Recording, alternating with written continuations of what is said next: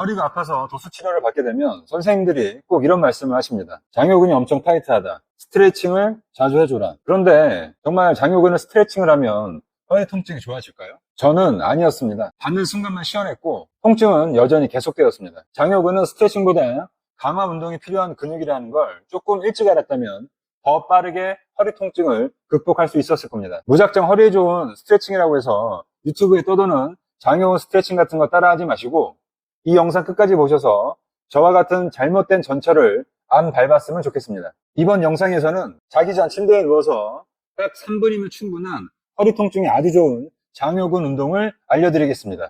약해지고 탄성을 잃은 고무줄을 계속 잡아당기고 늘리기만 한다면 다시 탄성이 생겨서 탱탱해질까요? 물론 아니겠죠. 여러분의 장요근도 비슷한 상황입니다. 허리와 골반을 잇는 이 장요근이 약해지면 허리 통증을 유발하게 되는데요. 그래서 병원에서 도수치료를 받게 되면 제일 먼저 마사지를 해주는 곳이 바로 이 장요근입니다. 저도 수도 없이 도수치료를 받아봤고 그때마다 도수치료 선생님들께서 이 장요근 스트레칭을 강조하시면서 여러 가지 스트레칭 동작을 배우기도 했었습니다. 그런데 이게 다 부질없는 짓입니다. 절대 스트레칭만 한다고 해서 허리 통증이 좋아지지 않습니다. 미국 미식축구 선수나 손흥민처럼 순간적인 파워풀한 동작이 필요한 운동선수들은 반드시 장요근 스트레칭을 해줘야 하지만 앉아있는 시간이 많고 운동량도 부족한 우리 같은 일반인들은 오히려 장요근을 쓰지 않아 약해지고 기능을 잃어가고 있습니다.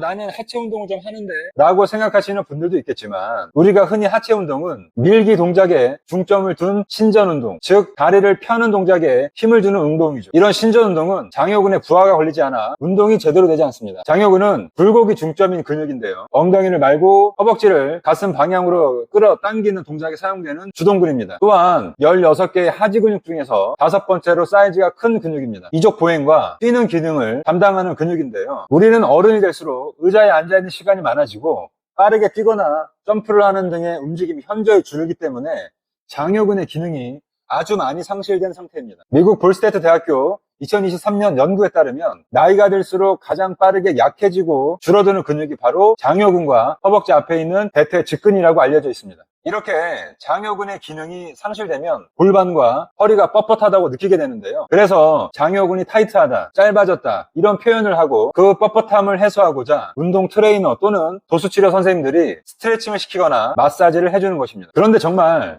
이 장요근이 짧아질 수 있을까요? 미국 스포츠의학연구소에 따르면 스트레칭 후 근육의 길이는 변하지 않는다고 합니다. 즉 우리가 느끼는 이 타이트함은 근육의 구조적인 문제가 아니라 단순히 근육과 주변 조직의 기능성이 떨어져 생기는 주관적인 감각이라는 얘기입니다. 우리 근육과 주변 조직은 점성과 탄성이 동시에 있는 점탄성을 갖고 있는 조직이고 쉽게 말해서 근섬유가 늘어나거나 수축하면서 힘을 만들어내고 그 근섬유의 길이 변화에 대응하고자 인대, 근막, 관절 같은 주변 조직은 원래대로 돌아가려는 탄성이 나옵니다. 이 두 가지 힘으로 몸의 움직임을 만들어내는데요. 그런데 근육의 기능성이 떨어지면 근막, 인대, 관절 같은 주변 조직의 점탄성도 함께 떨어지게 됩니다. 그렇게 되면 근섬유가 서로 잡아당기는 장력이 생기게 되는데요. 우리가 느끼는 불편함은 바로 이 장력 때문입니다. 스트레칭을 하게 되면 이 장력이 잠시 해소되는 것 뿐입니다. 근육과 주변 조직의 기능 회복 관점에서는 긍정적인 영향을 주지 못하는 거죠. 오히려 지나친 스트레칭은 근력과 점탄성을 더 약하게 만듭니다. 그래서 재활에서 중요한 건 근육과 주변 조직의 점탄성 회복인데요. 이걸 가장 잘 회복시켜주는 방법이 바로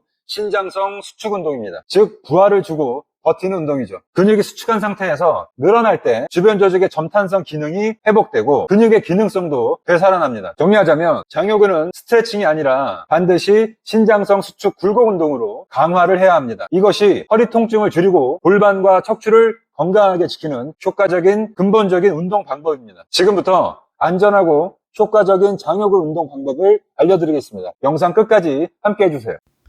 바르게 누워 한쪽 다리를 사진과 같이 90도 정도로 들어 올립니다. 무릎을 가슴으로 당기려는 힘과 그 방향과 반대되게 양손을 무릎에 대고 밀어주세요. 그 상태에서 10에서 15초 정도 버텨주면 1세트가 끝나는 아주 간단한 운동입니다. 자기 전 침대에 누워서 양쪽씩 3세트 정도 매일 해주시면 정말 좋습니다.